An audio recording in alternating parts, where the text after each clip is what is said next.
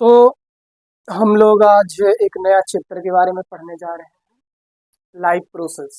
और life process शुरू हो गया है और बायोलॉजी का बहुत इंपॉर्टेंट चैप्टर है। क्लास 10th में लगभग इस चैप्टर से 10 नंबर का क्वेश्चन आता है। 10 marks question is coming from this particular chapter. और मैं कंटिन्यू रहूँगा और पूरा क्लास 10 और 9 के हर चैप्टर को ख़त्म करूँगा साइंस में। तो आप मेरे चैनल पे नए आए हैं तो जुड़ें हमसे और हर चैप्टर के बारे में डिटेल जानकारी लें। और जहाँ पे आपको डाउट्स होती है वहाँ आप कमेंट सेक्शन में कमेंट करके मुझे बताएं कि ये सर समझ में नहीं आ रहा। तो हम लोग शुरू करते हैं एक नया चैप्टर जिसका नाम है लाइफ प्रोसेस। Life process. अब लाइफ प्रोसेस होता क्या है, तो सबसे पहले हम ये समझेंगे कि भाई लाइफ क्या है और प्रोसेस क्या है। Actually there are two term comes in the particular chapter. First one is about life. So what the definition should be the life. Life का डिफिनेशन क्या होना चाहिए? जीवन। जिंदगी क्या है? आजकल बहुत सारे ट्रेंडिंग में आ रहे हैं जिंदगी। तो भाई ये जिंदगी है क्या? जिंदगी कहते किसे?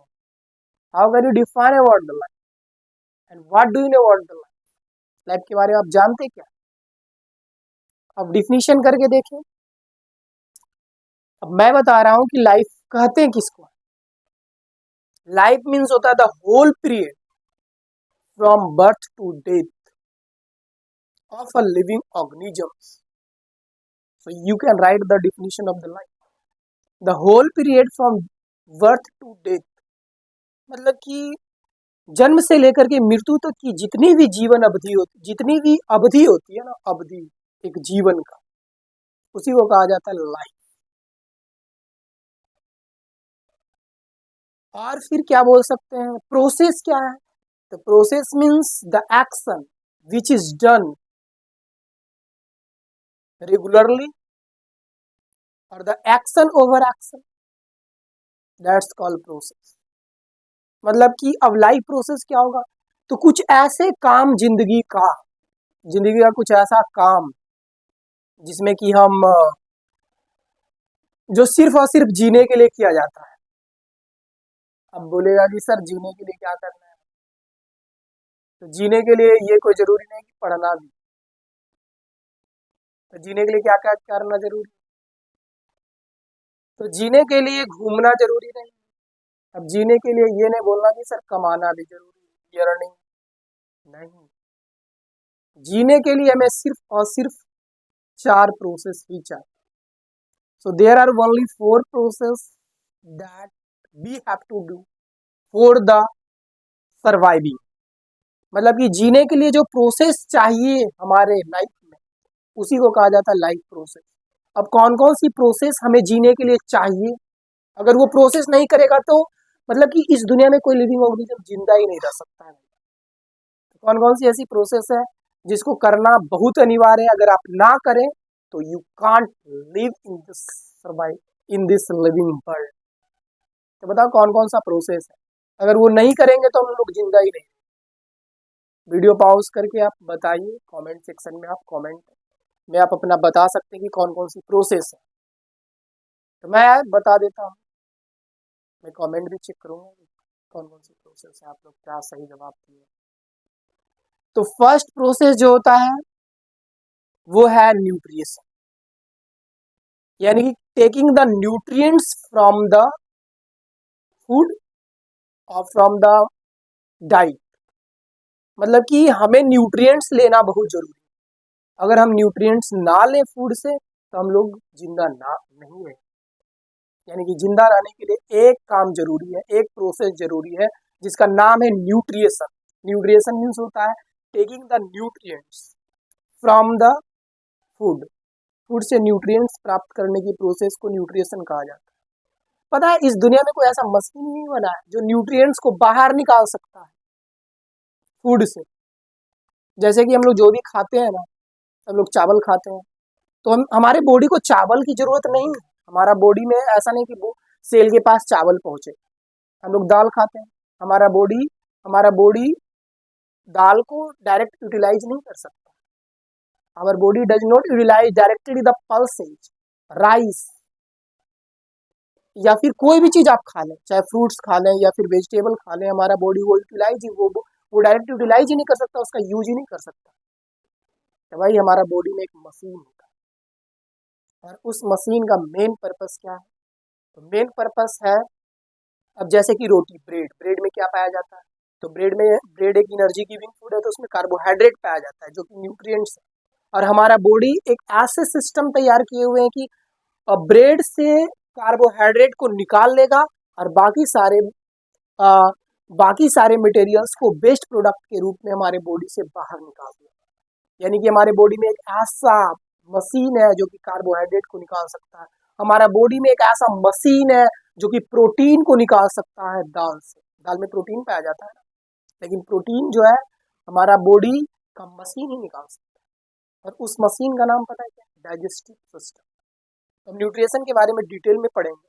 First we have to study about the life process. Life process का डिफिनीशन मैंने यहाँ लिख दिया, the process which is essentials for the survival of a living organisms. एक लिविंग ऑर्गेनिजम्स को जिंदा रहने के लिए जो जो प्रोसेस चाहिए, वही प्रोसेस को लाइफ प्रोसेस कहा जाता है। कौन कौन सी प्रोसेस चाहिए भाई?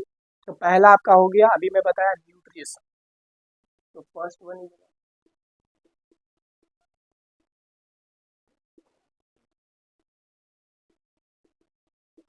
पहला हो गया न्यूट्रिशन। अब दूसरा क्या हो गया? अब हम लोग खाते हैं भाई, तो उसे क्या करना है ना, वो हमारे सेल के अंदर जा करके ब्रेक डाउन करेगा, और ब्रेक डाउन करके एनर्जी देगा। यानी कि कार्बोहाइड्रेट को ब्रेक डाउन होना पड़ेगा, कहाँ? सेल के अंदर। लेकिन कार्बोहाइड्रेट पहले ही टूट करके ग्लूकोज बनता है, तब सेल तक पहुंचता है। तो सेल के अंदर इसको टूटना पड़ेगा, तब हमें एनर्जी मिलता है। अभी आप ये चीज सोचें कि हम खाते इधर मुंह से हैं, और हमारा ये हाथ काम करता है। हम खाते इधर मुंह से हैं, और ये हमारा आँख, ये लिपसिंग, या फिर हमारा पैर, ये सब सारा बॉडी पार्ट काम कैसे करता है? जबकि हमारा आप लोग एक कॉमन सा बात जानते हैं कि हमारे बॉडी में एक सिस्टम है, डाइजेस्टिव सिस्टम, जिसका एक पार्टिकुलर कैनाल है, एलिमेंट्री कैनाल, एक पाइप है जो कि माउथ से शुरू होता है, फिर स्टोमक में जाता है, स्टोमक से स्मॉल इंटेस्टाइन में जाता है, स्मॉल इंटेस्टाइन से लार्ज इंटेस्टाइन में, और उसके बाद फिर रेक्टम, एनस, और फिर वो सारे वेस्ट प्रोडक्ट हमारे बॉडी से बाहर निकल जाते हैं। लेकिन भाई इसके बीच में होता क्या है? हमारा ये हाथ काम कैसे कर रहा है? हमारा लिपसिंग कैसे हो रहा है? हमारा आई ब्लिंक कैसे कर रहा है? हम बोल कैसे पा रहे हैं? अभी ये चीज के बारे में सोचें कि खाना आखिर ये हाथ, कि ऐसा नहीं कि हम लोग इंजेक्शन से यहाँ पे खाना डाल रहे हैं, खा इधर रहे हैं, फिर यहाँ पे बढ़ क्यों हो रहा है? ये सब सारे बढ़ क्यों रहे हैं? इसमें ग्रोथ क्यों है? अभी इस चीज के बारे में सोचें, और सारे चीजों के बारे में हम डिस्कस करेंगे कि आखिर ये होता कैसे। हम लोग माउथ से खाने के बाद हमारे हैंड, हमारे लेग्स, हमारे ये लिपसिंग, हमारा साउंड, सारे चीज कैसे वर्कआउट करते हैं? जबकि खाना एक पर्टिकुलर कैनाल में, बट काम कौन कर रहा है? हाथ। काम कौन कर रहा है? दिमाग, आँख, सारी कुछ काम कर रहा है। कैसे? इस चीज के बारे में इस वीडियो में हम डिटेल में बात करें। पहला क्या हो गया? न्यूट्रिशन। अब खाने के बाद क्या है, उसको डाइजेस्ट होने के बाद वो फिर से टूटेगा हमारे सेल के अंदर एनर्जी के लिए। उसको क्या कहा जाता है? रिस्पायरेशन।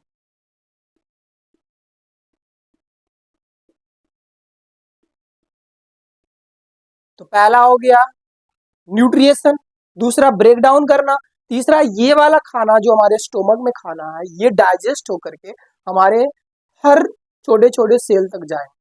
हमारे ऑक्सीजन जो है वो सेल के अंदर जाते हैं। ऑक्सीजन जो नाक से ऐसे सांस लिया जाता है ना, वो हमारे लंग्स में जाने के बाद फिर वो हार्ट में जाते हैं, और हार्ट से हमारे बॉडी के डिफरेंट पार्ट में जाते हैं। ये कैसे जाएगा? या फिर खाना हम लोग का स्टोमक में है, तो ये हैंड, ये सब टिप्स पे कैसे पहुंचेगा? फिंगर टिप्स पे कैसे पहुंचेगा?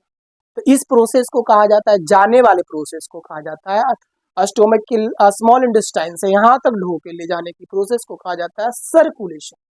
तो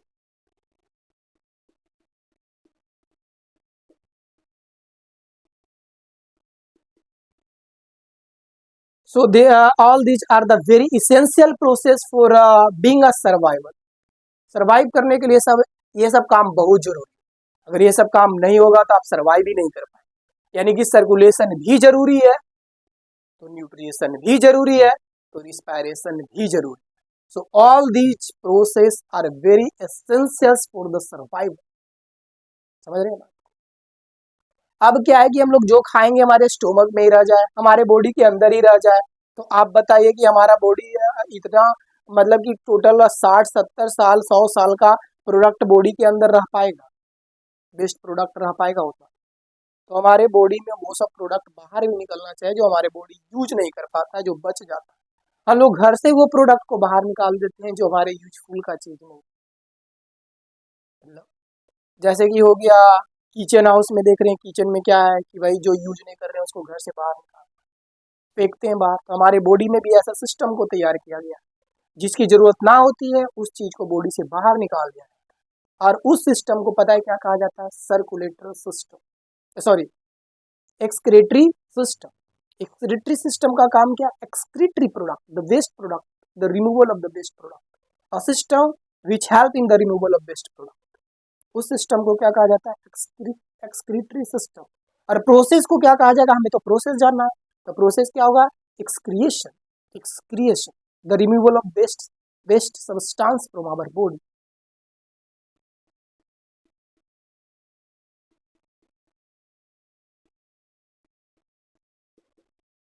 तो इस चैप्टर में ये पता है, चैप्टर लगभग लगभग कुछ ना कुछ तो एनसीईआरटी में तो 20 पेज का चैप्टर है, लेकिन आप दूसरे बुक यही 20 पेज को एक्सप्लेन करके देखिएगा तो लगभग दूसरे बुक का 60-70 पेज का ये चैप्टर है।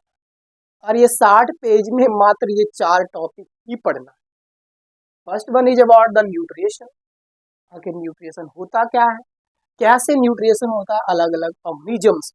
ऐसा नहीं कि सिर्फ आप ही एक ऑर्गेनिज्म, दुनिया में हर एक ऐसे ऑर्गेनिजम्स है जिसको न्यूट्रिशन करना जरूरी है। अगर वो न्यूट्रिएंट्स नहीं प्राप्त कर पाएगा बॉडी से तो वो सरवाइव नहीं कर पाएगा। और फिर हर ऑर्गेनिजम्स के बारे में जाने न्यूट्रिशन। उसके बाद फिर रिस्पायरेशन है, तो रिस्पायरेशन भी अलग अलग ऑर्गेनिजम्स में अलग अलग टाइप का होता है। भाई हमारे बॉडी में रिस्पायरेशन अलग टाइप से होता है, तो दूसरे के बॉडी में, फिश के बॉडी में रिस्पायरेशन की प्रोसेस कुछ अलग है।